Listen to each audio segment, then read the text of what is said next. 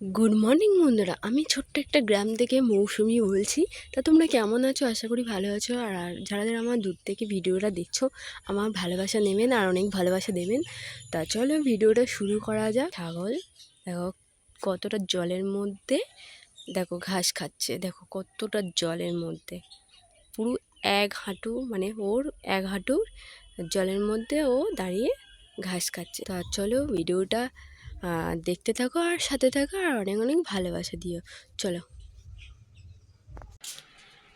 এই যে ঘুম থেকে উঠেছি, এখনও বাড়ির কাজ করা হয়নি। তাই এই যে বাবার ঘরে দেখো কি অবস্থা হয়ে আছে।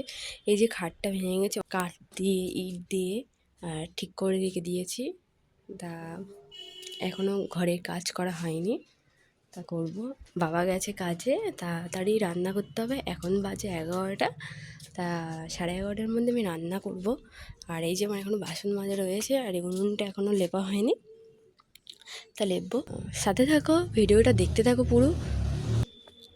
এই কয়েকটা জামা প্যান্ট রয়েছে, এগুলো কাচা রয়েছে, আমার কাচা হয়নি। আর এই যে বাসনগুলো পড়ে রয়েছে। আর আরও একটা দেখো, এই যে আম গাছগুলো, এমনি আটি ফেলে আম গাছ হয়েছে। জানি না আম গাছগুলো বসালে কি আম হবে। তোমরা যদি জেনে থাকো তো আমাকে বলো, তাহলে আম গাছটা বসাবো অন্য জায়গা, না হলে ফেলে দেবো তুলে। এবং মোরগ যেটা গাছ কোথায় উঠেছে, পাঁচিলের ওপরে, পাশে বাড়ি এক কাকিমাদের পাঁচিলে উঠেছে মোরগজোড়া গাছ। আমার এখানে অনেক মোরগজোড়া গাছ ছিল, এখন হয় না, এখন ওই পেছনে হয়, ওই পেছন দিকটা। তোমরা দেখেছো, আগের ভিডিওতে দেখতে পাবে। আর এই যে একটা মোরগজোড়া আছে এই সামনে, আগে এই জায়গাটা হতো, এই ট্রেনের এই পাশ সাইডে যেখানে আম গাছগুলো আছে ওখানেই হতো।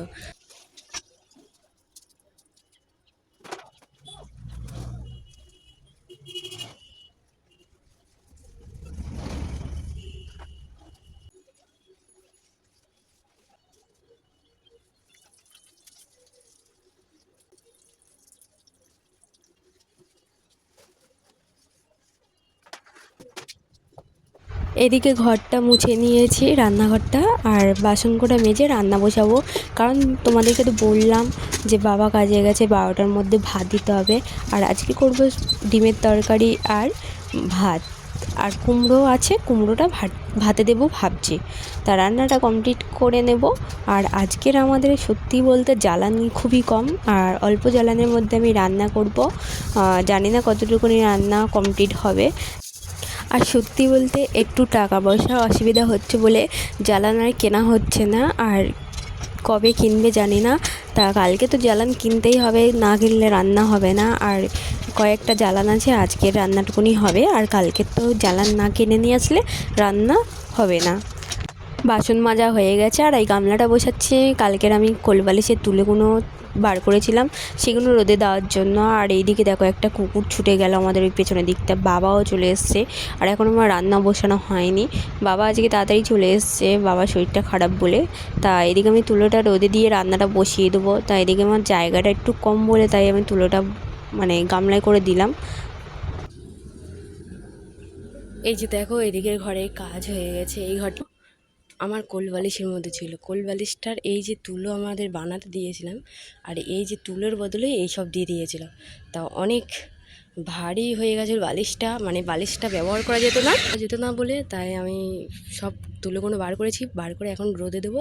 আর সত্যি কথা বলতে আমাদের মানে ঘরের মধ্যে জায়গা নেই রোদে দেওয়ার মতন, তাই এইভাবে দিতে হবে। এইভাবে রোদে দেওয়ার পরে একটু গরম হয়ে গেলে তারপরে বালিশের মধ্যে পুড়ে অল্প দেবো, 2টো বালিশ বানাবো, তার জন্য এগুলো দিয়েছি। তা চলো আমি রান্নাটা এখন করে নিই, 11টা 11:30 বাজতে যায়। এখানে দেখো কুমড়ো আছে, ফুরুল আছে, কিন্তু রান্না করব কি, আমার জ্বালান নেই। জ্বালান এখানে শেষ, এখানে জ্বালান থাকে, তা জ্বালান শেষ। এই কয়েকটা জ্বালান আছে, এই জ্বালানে আপাতত রান্না করব ডিমের তরকারি আর ভাত, এই কটা জ্বালানে।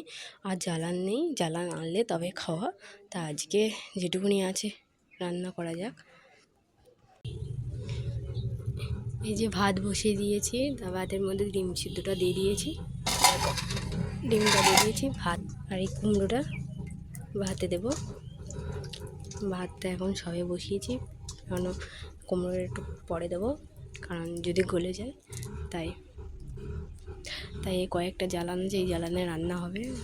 তা চলো দেখা যাক কীভাবে রান্না করি, মানে কষ্টেই রান্না করতে হবে, আর জ্বালান নেই ঘরে।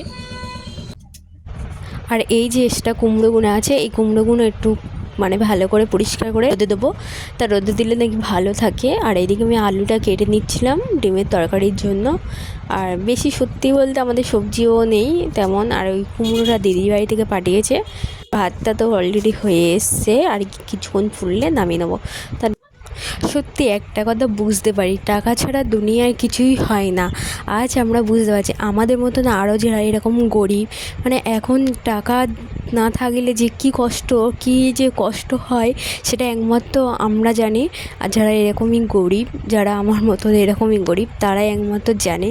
আর যাদের টাকা আছে সত্যি তারা অনেক সুখেই আছে, তাদেরকে তো বলাই যায় না, তারা অনেক সুখেই থাকে। আর আমাদের কষ্ট, আমরা ছোটো থেকে এমনিতে কষ্ট করেছিলাম, আর এখনও যেন আরও বেশি কষ্ট, জানি না কবে যে সুখের মুখ পাবো।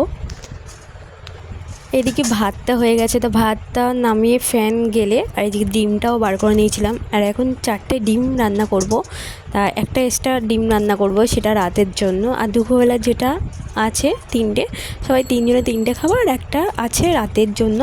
তাই এখানে ডিমটা আমি ছুলে নিয়েছি, দেখো ডিমটাও ভেজে নিয়েছি। আর এদিকে দেখো একটা জ্বালানির মধ্যে আমি খুবই কষ্টে রান্না করছি সত্যি কথা বলতে। এইদিকে ডিমটা কোনো রকম ভেজে আমি রেখে দিয়েছি। আর তরকারিটা রান্না করার সময় আমার খুবই অসুবিধা হচ্ছিলো, কারণ জ্বালান একদম শেষের দিকে, মানে যেইটুকুনি জ্বালানের মধ্যে আছে দেখো জ্বালান, ওইটুকুনি জ্বালানের মধ্যে আমার রান্নাটুকুনি করতে হবে। আমি আলুটা সিদ্ধ করবো কী করে ভাবতেও পারছিলাম না। তারপরে একটা জিনিস ভুল করেছি, আমি যদি আলুটা ভাতের মধ্যে দিয়ে দিতাম সিদ্ধ হয়ে যদি থাকতো, তাহলে আমার আর এত কষ্ট হতো না, আমার এত একদমই মাথায় ছিল না। আর সত্যি কথা বলতে খুবই কষ্ট হয়, মাঝে মাঝে মনে হয় যে রান্না করব না, রান্না না খেয়ে থাকবো, তাও খেতে হবে, কিছু করার নেই। আর এদিকে দেখো আলুটা দিয়ে দিচ্ছিলাম, আদা রসুনটা তেমন আমার মানে কষানো হয়নি, তা আলুটা দিয়ে আমি ভাবছিলাম কষে নেব, তাহলে আলুটা একটু সিদ্ধ হয়ে যাবে। আর এদিকে কাঁচা লঙ্কা ছিল না বলে একটু গুঁড়ো লঙ্কা ব্যবহার করেছিলাম, গুঁড়ো লঙ্কা দিয়ে আজকে ডিমের তরকারি রান্না করছি। অনেক কষ্টে আলুটা কষে নিলাম, এবার আমি তরকারির মধ্যে জল দিয়ে দেবো, তা জলটা দিয়ে ফুটে উঠলে নামিয়ে নেবো। এই যে দেখো রান্না অর্ধেক বাকি রয়েছে, মানে আলুটা সিদ্ধ হয়ে গেছে, একটুখানি ফুটে উঠলে নামিয়ে নেবো। আলুটা সিদ্ধ হয়ে গেছে, এই দেখো জল তরকারি কেমন হয়ে আছে। আর এদিকে জাল আর নেই, জানি না তরকারিটা কীভাবে কমপ্লিট করব, তাই এই কাগজগুলো দিয়ে ভাবছি তরকারিটা কমপ্লিট করব। জ্বালান শেষ, রান্না করতে কি অসুবিধা হচ্ছে। টাকা মানুষের কত প্রয়োজন, টাকা না থাকলে মানুষের খাওয়া চলে যায়, সেটা আমরা বুঝতে পারি যারা আমাদের মতন গরিব,